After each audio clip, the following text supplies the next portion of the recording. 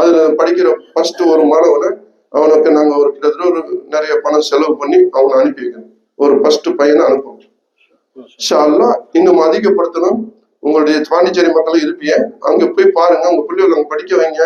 இலவசம் தான், ஃபுல்லா இலவசம் தான், எதுவுமே காசு கிடையாது. அந்த பையன் ஏழை வீட்டு பையன், அவனை ஆக்ஸ்போர்ட் காலேஜ் அனுப்புற பார்த்து எல்லாருமே இந்த ஊரை ஆச்சரியப்படுறாங்க. அதனால சொல்றேன், உங்க பிள்ளைகளும் நம்மகிட்ட காசு இல்லைன்னு சொல்லிட்டு நீங்க வந்து பெரிய பெரிய படிக்க முடியாது, என் பிள்ளை படிக்காதுன்னு நினைச்சுன்னா அது உங்க தப்பு. படிக்க வைக்கிறாங்க, ஏழைகள் இடத்துல நிறைய செஞ்சு படிக்க வைக்கிறாங்க. அஜரத்தை கூட வந்து நிறைய செய்யறாங்க, நிறைய பேருக்கு வாங்கி கொடுக்குறாங்க, நிறைய செஞ்சு கொடுக்குறாங்க. எங்களால முடிஞ்ச எங்கிட்ட வந்து நான் கண்டிப்பா செஞ்சு தருவேன். இன்ஜினியர் காலேஜ் வேணுமா, ஆர்ட்ஸ் காலேஜ், நீங்க அன்னை கதிஜா காலேஜ் இதுல நடக்கும், மலமேல்கோட்டில் இருக்குது, நிறைய காலேஜ் பொம்பளை காலேஜ் இருக்குது.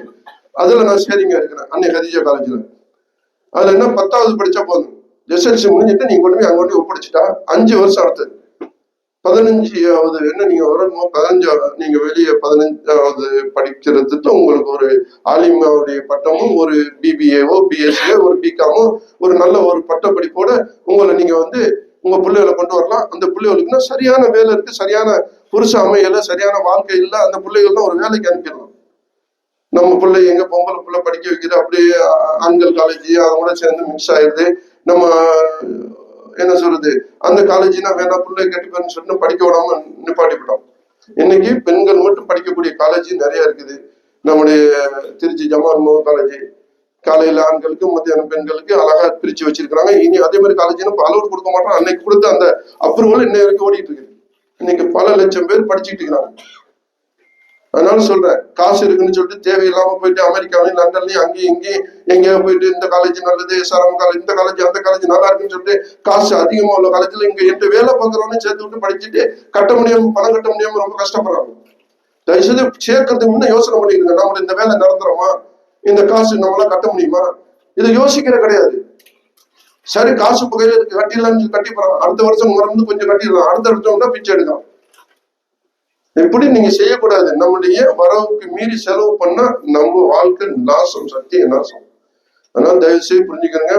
பெண்கள்லாம் கேட்கறிய உங்க பிள்ளைகளை, என் பிள்ளைங்க அந்த மாதிரி பிள்ளை படிக்கணும், என் பிள்ளை இந்த மாதிரி படிக்கணும்னு நினைச்சிட்டு உங்களுடைய வரவுக்கு மீறி நீங்க புருஷன் உங்களை கஷ்டப்படுத்தினு வைங்க, அவ்வளவுதான். அப்புறம் தெரு படிக்கு தான் வந்துருங்க, எல்லாத்தையும் விற்க வேண்டிய சூழ்நிலை. புரிஞ்சுக்கிறேங்க சரியா? 2 சொல்ல டைம் முடிச்சு, அதனால வந்து நம்ம பக்கத்துல நம்ம இது முடிச்சு சொல்லிடுவாப்புல. ஏன்னா அவங்க சொல்றதுக்கு முன்னே நான் முடிச்சுக்கிறேன், நல்லது. நான் எப்பவுமே நோட்டீஸ் வர்றதுக்கு முன்னே முடிச்சிருவேன். நம்ம இடமா இருந்தாலும் எந்த இடமா இருந்தாலும் ஒரு ஜமாத்தை கட்டுப்பட்டு நடப்பேன். இன்னைக்கு நம்முடைய அவங்க வந்து என்கிட்ட ஒப்படைச்சிருக்காங்க ஒரு விஷயம், உண்மையில நல்ல விஷயம். நீங்களாம் வசதி இருந்தா இதோடைய விஷயமா அவங்கள்ட்ட பேசிக்கிறீங்க, அவங்க சொல்லுவாங்க.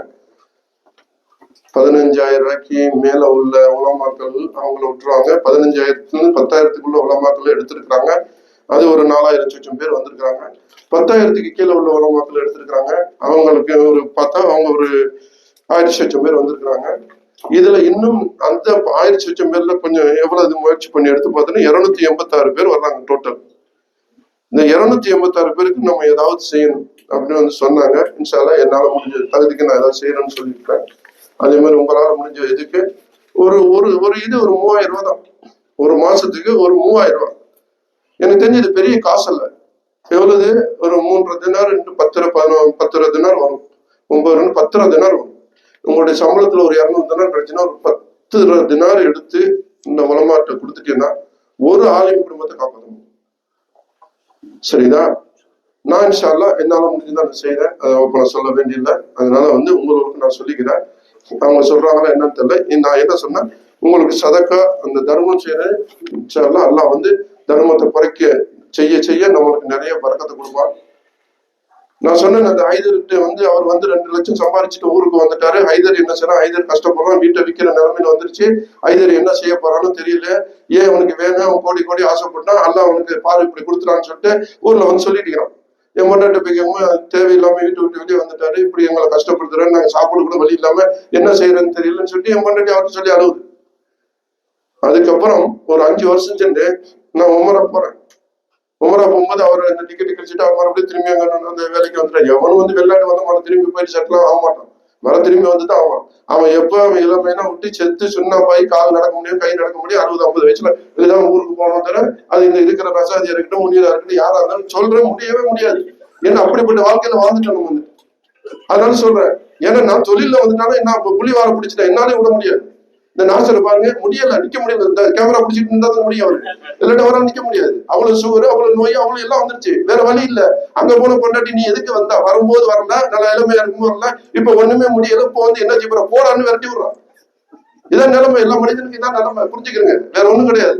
அதனால சொல்றேன், காசை கொஞ்சம் சேர்த்துக்கிட்டு போக பாருங்க, இல்ல பிசினஸ் செய்யுங்க. எல்லாம் உங்களுக்கு ராமத்தை செய்வான், பழக்கத்தை செய்வான். தர்மத்தை கொடுங்க, தர்மத்தை அதிகப்படுத்துங்க. அல்ல வந்து தர்மத்தை கொடுக்குறேன், இறைக்கிற கிணறுல வந்து தண்ணி வருவாங்க, அதே மாதிரி இறைச்சிக்கிட்டு இருக்கிறேன். என் மனைவி அதே மாதிரி சேர்ந்து இருக்கிறான், சேர்ந்து இறைக்கிறான், சேர்ந்து கிடைக்குது, நல்லா இருக்கிறோம், நல்லா இருப்போம், நல்லா செய்வோம், நல்லா செய்யணும். நீங்களும் எங்களுக்காக துவா செய்யுங்க. இன்ஷா அல்லாஹ் என்னுடைய உரையை முடிக்கிறேன். வாகிர் தவானா அல்ஹம்துலில்லாஹி ரப்பில் ஆலமீன். அஸ்ஸலாமு அலைக்கும் வரஹ்மத்துல்லாஹி.